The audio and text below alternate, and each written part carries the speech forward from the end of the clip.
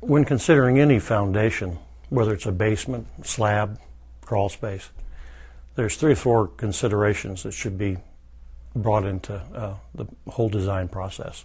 Certainly drainage, assuring that water will move away from the building, and not just the groundwater, but roof runoff. So not only after drainage, we'd be wanting to think about damp proofing and waterproofing.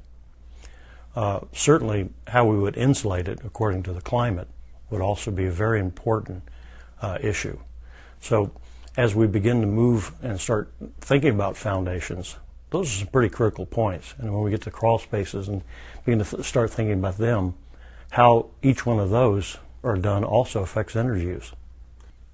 Well, when any crawl space is put in, the first thing I think is really important is to realize that in most cases, crawl spaces are logic-free zones. And we've been building them for a very long time with very little logic. So when we start thinking about what should we consider, we should consider what will it do to the durability of the building. Now, we build about 20% of all the houses in the nation are built on crawl spaces. They're built in all different kinds of manners. So when we start talking about what should we consider, for instance, Denver, Boise, Idaho, Reno, vent crawl spaces with insulation on the foundation wall. That doesn't sound very logical because now we have air bypassing the thermal boundary, which is right on the foundation wall. Reno, you can have 50 to 80 mile-an-hour winds at very cold temperatures. The same thing was in Anchorage, Alaska. So again, thinking about it, we've got to think about the energy use, the durability, and what's our risk as builders, and how do we manage that risk? Well, I think as we begin to start thinking about crawl spaces, if we went from the grade up and just started thinking about what an ideal crawl space would be: airtight, vapor tight, and moisture tight, and well insulated.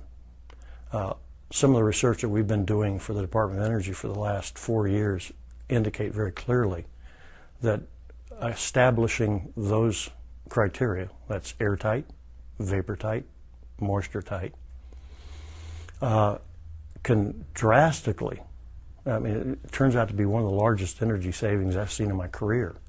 For instance, in the southeast where we're doing that research, the research has come back of energy savings as much as 33% in the cooling side. And on the heating side, about 13%. So it looks like it's going to be an annual savings, normalized weather, of about 15 to 18% savings on the heating and cooling bill. And I think the thing that's really interesting about that is that in those climates where there's a bit of water, Seattle all the way to across the Carolinas and Georgia and outside of Dallas, Texas, and so on and so forth, about 2 gallons of water a day migrate from a damp crawl space to the living space. Well, if you did the calculations in air conditioning, that takes about a ton of air conditioning to remove that much moisture. So to we builders, that's pretty important because that's my first cost. It's costing me a ton of heating and air conditioning in order to even just deal with that moisture piece. A damp crawl space versus a wet one. I guess the thing for us to try to figure out is what's the difference.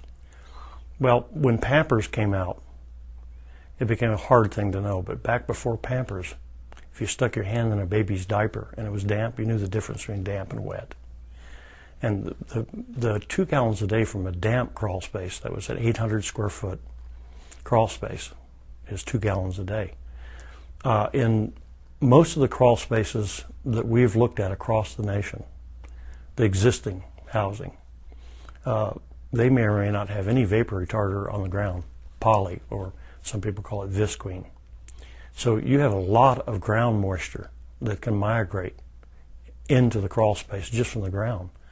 However, outside air migrating into the crawl space in the spring in most states, there's more moisture in the air outside than there is in the crawl space. And the crawl space is very, very cold from the spring or from the winter.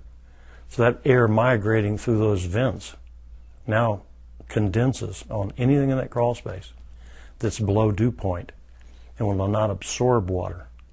So now all of a sudden I've got wiring, plumbing, venting, piping, and ducting with water condensing on it and dripping. So outside air transported moisture through the vents that were there from the very beginning.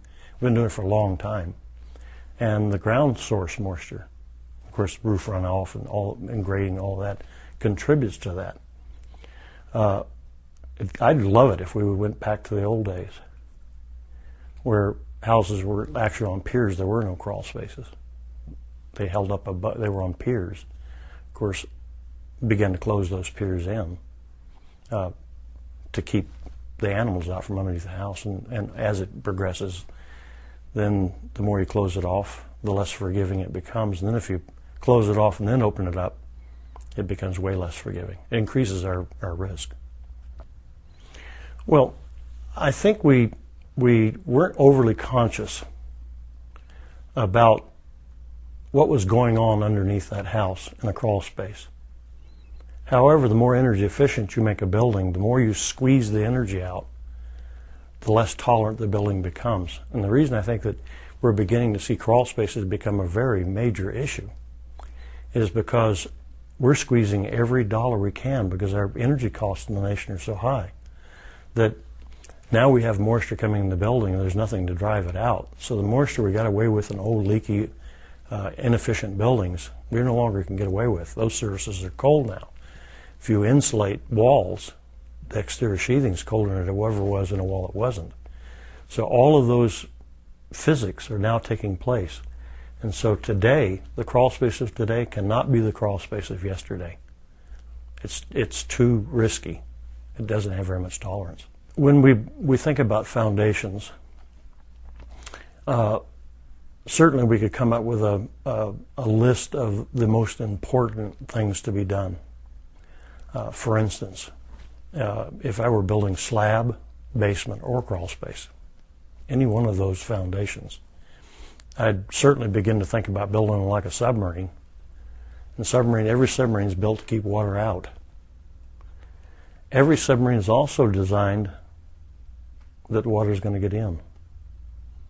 So I would build foundations, any one of those three, to keep the water out. Then I'd say to myself, water is going to get in.